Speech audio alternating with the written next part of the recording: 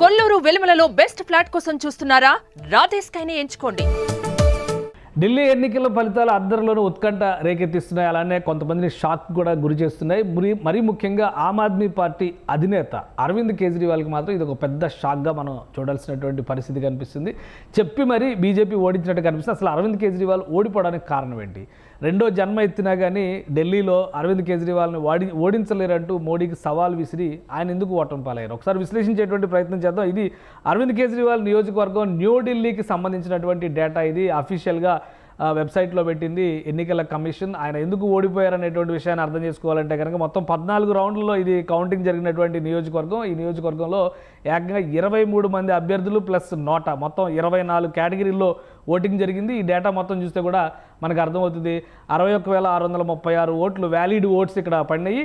So ఇందులో విజేతగా నిలిచినటువంటి వ్యక్తి ఫైనల్గా అరవింద్ కేజ్రీవాల్ ఓడిపోయారు కాబట్టి విజేతగా నిలిచినటువంటి వ్యక్తి పరిస్థితిని ఒకసారి మనం గమనించి చూస్తే కనుక భారతీయ జనతా పార్టీకి నెక్స్ట్ సీఎం క్యాండిడేట్గా చెప్తున్నటువంటి పర్వేష్ సాహిబ్ సింగ్ వర్మ భారతీయ జనతా పార్టీ నుంచి గెలుపొందారు. 4,089 ఓట్ల మెజారిటీతో గెలుపొందారు. అరవింద్ కేజ్రీవాల్ 25,999 ఓట్లు దక్కించుకుంటే పర్వేష్ వర్మ మాత్రం 30,088 ఓట్లు దక్కించుకోగలిగారు. ఇక ఇక్కడ మూడో స్థానంలో నిలిచినటువంటి వ్యక్తి ఈయన కూడా ఢిల్లీ రాజకీయాల్లో ఒకప్పుడు చక్రం తిప్పినటువంటి షీలా దీక్షిత్ కుటుంబానికి నుంచి వచ్చినటువంటి వ్యక్తి. అప్పుడు ఆ 3 టర్మ్స్ సీఎంగా పనిచేసినటువంటి, కానీ 4,568 ఓట్లకు మాత్రమే పరిమితమయ్యారు. కాంగ్రెస్ పార్టీకి సంబంధించినటువంటి మూడో స్థానం. ఇక మిగతా కేటగిరీలో అసలు 24 మంది అభ్యర్థులు పోటీ చేసినటువంటి ఒక 23 మంది అభ్యర్థులు ఒక నోటా. ఈ కేటగిరీలో ఎవరెవరు బరిలో ఉన్నారో ఎంత నష్టం జరిగిందో ఒకసారి మనం పరిశీలిద్దాం. ఇక్కడ ఓటింగ్ పరంగా పోస్టల్ బ్యాలెట్, ఈవీఎం బ్యాలెట్ అన్నిటినీ కూడా సపరేట్ చేస్తూ సెగ్రిగేట్ చేస్తూ ఎలక్షన్ కమిషన్ ఇది ఇచ్చింది. ఈ డేటాలో చూస్తే కనుక పర్సంటేజ్ పరంగా భారతీయ జనతా పార్టీ అభ్యర్థి ఇక్కడ 48.82% ఓట్లు దక్కించుకున్నారు. ఇక ఆమ్ ఆద్మీ పార్టీ అధినేత, ఆమ్ ఆద్మీ పార్టీ అభ్యర్థి అరవింద్ కేజ్రీవాల్ 42.18% ఓట్లు మాత్రమే దక్కించుకున్నారు. దాదాపు 6% వేరియేషన్ ఇక్కడ మనకి కనిపిస్తుంది.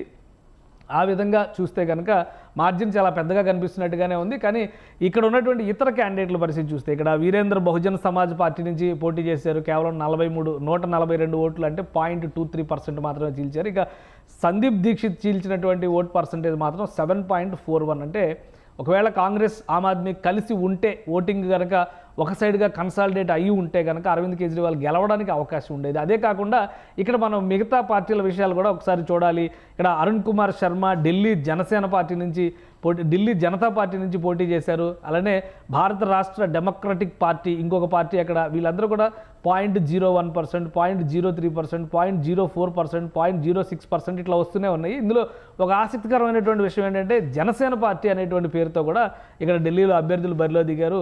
పైగా తెలుగు పేర్లు కూడా కనిపిస్తున్నాయి. అందులో సమర్థ భారతవర్ష పార్టీ ఒకటి, జాతీయ జనసేన పార్టీ దుగ్గిరాల నాగేశ్వరరావు అనేటువంటి పేరుతో 39 ఓట్లు, 0.06% ఓట్ షేర్ దక్కింది ఆయనకి. సో ఆయన జనసేన అనేటువంటి పేరును ఉపయోగించారు ఇక్కడ. అలానే Aapki Apni party, peoples party అంటే ఇది, తర్వాత Rashtriya Manav party, Rashtrawadi Janlok party, Bharatiya liberal party, Haryana Janasena party, హర్యానాలో కూడా ఒక జనసేన పార్టీ ఉంది. సో ఇట్లాంటి చిన్న చితక పార్టీలు పోయినటువంటి 10, 20 ఓట్లు, 50, 60 ఓట్లు, ఎందుకంటే ఓవరాల్గా చూస్తే కనుక నంబర్ తక్కువ కాబట్టి ఇండిపెండెంట్ క్యాండిడేట్లు కూడా 6-7 ఉన్నటువంటి పరిస్థితి ఉంది. సో ఈ లెక్కల వలన, ఈ సుదీర్ఘమైనటువంటి చిట్టా వలన చీలిక ఎక్కువ జరిగింది అనేటువంటి అభిప్రాయం ఉంది. కానీ కూటమిగా కనుక బరిలో నిలిచి ఉంటే కనుక ఆమ్ ఆద్మీ పార్టీకి విజయాన్ని వరించేటువంటి అవకాశం ఉండేది. కానీ బరిలో నిలిచినటువంటి ప్రతి చోట కూడా జనసేన, భారతీయ జనతా పార్టీ, మరోవైపు నుంచి అరవింద్ కేజ్రీవాల్ ఆమ్ ఆద్మీ పార్టీ, ఈ రెండింటి మధ్య హోరాహోరీ పోరాటం జరిగినటువంటి పరిస్థితి.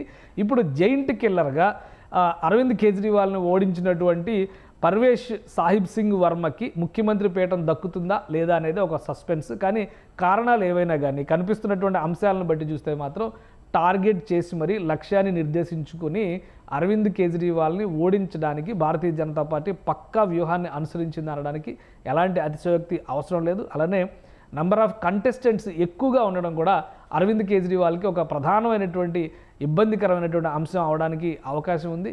ఇక ఎన్నికల హామీలు, ఎన్నికల ఎజెండాల విషయంలో ఎవరి స్థాయిలో వాళ్ళు హామీలు ఇచ్చారు. పైగా 12 సంవత్సరాల పాటు ఢిల్లీ పీఠం పైన కూర్చున్నటువంటి అరవింద్ కేజ్రీవాల్కి వ్యతిరేక ఓటు, ప్రభుత్వ వ్యతిరేక ఓటు అనేటువంటి ఎఫెక్ట్ నుంచి తప్పించుకోవడం అంత సులువైనటువంటి వ్యవహారం ఏమీ కాదు. కాబట్టి అన్ని అంశాలు కలిపి కేజ్రీవాల్ వాటమికి బాటలు వేసినట్టుగా కనిపిస్తున్నాయి.